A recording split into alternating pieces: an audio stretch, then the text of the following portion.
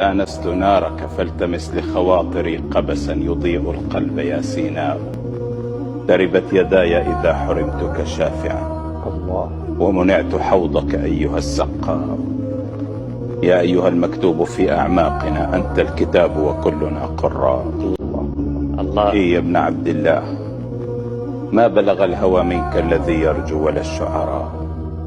كم غادر الشعراء من نظم وكم راحوا على طرق البيان وجاءوا وتظل في كل القلوب محمدا.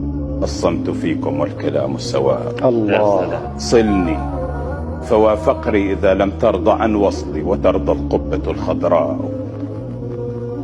وإذا قريش لم تسعك بيوتها فالشعب قلبي والفدا الأحشاء. يا سلام يا أم معبد ليت قلبي خيمة لتدوسه بنعالها النزلاء.